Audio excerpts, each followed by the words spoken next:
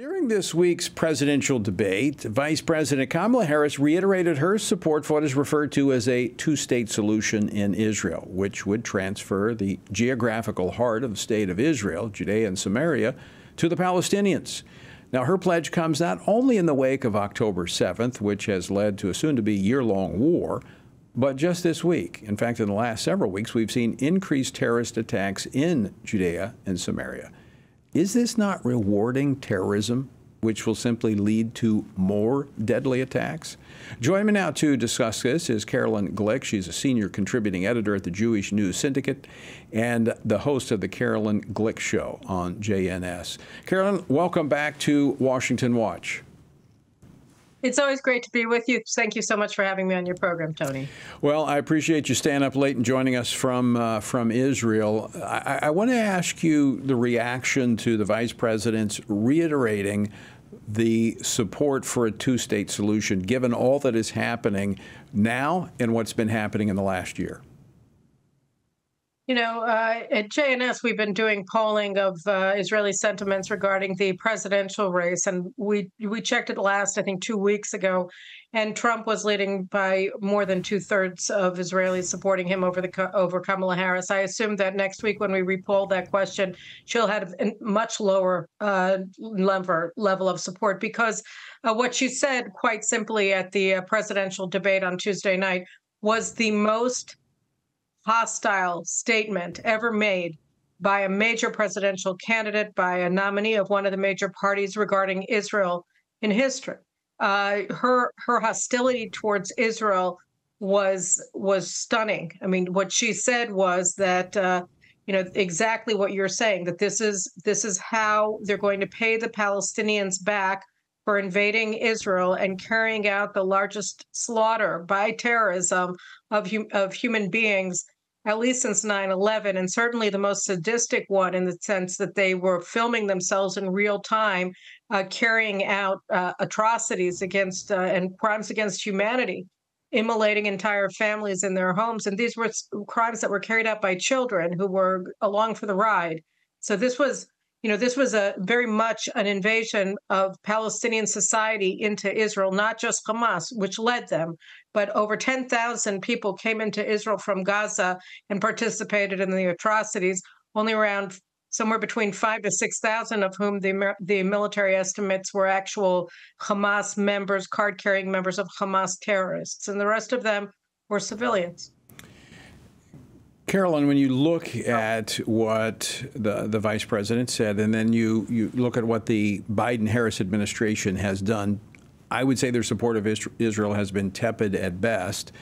Do you see policies under a Harris administration being even more indifferent toward Israel or outright hostile? You know, it's interesting because the U.S. ambassador to Israel, Jack Lew, gave an interview last week to left-leaning national security think tank here in Israel. And he started off basically wagging a finger at his audience and saying, look, President Biden is probably the last president that came of age and politically when, everybody loved Israel. And you're going to be facing a lot of very difficult questions from Democratic leaders in the future. And it was basically just reading Israel the Riot Act and saying, you don't like Biden, just wait, because the people who are replacing him, a.k.a. Kamala Harris, don't have a warm spot in their heart for Israel. And you can expect a lot more treatment of Israel along the lines that's being advocated by the anti-Semitic members of the Squad, of radical lawmakers in the Democratic Party, AOC, Ilhan Omar, Rashida Tlaib, and others. So that's what he was saying. And he was saying it in a sort of euphemistic way, but that underlying message was clear.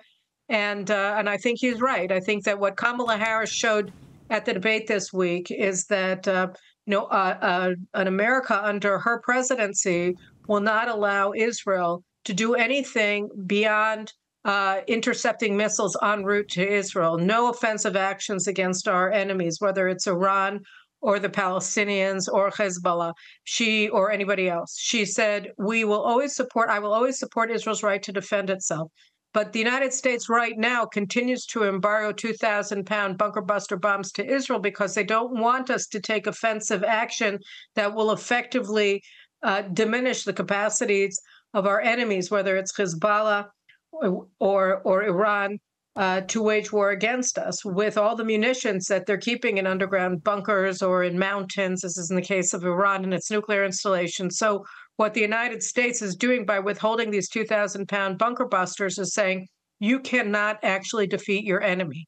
We will only support you when, as you did on April 13th with U.S. support, where you caught the missiles, the cruise and ballistic missiles and the drones en route to Israel. That's all you're allowed to do.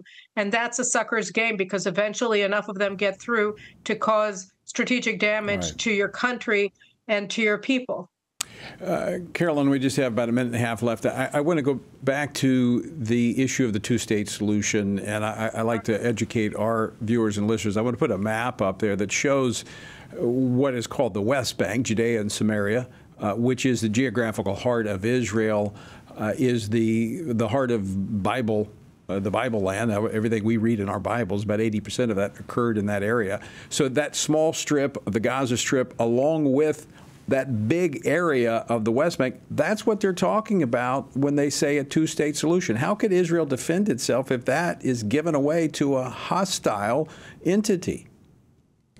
It can't. It manifestly cannot do so. And that's the problem, is that people talk about the two-state solution as if this is some sort of a responsible policy, but it's not.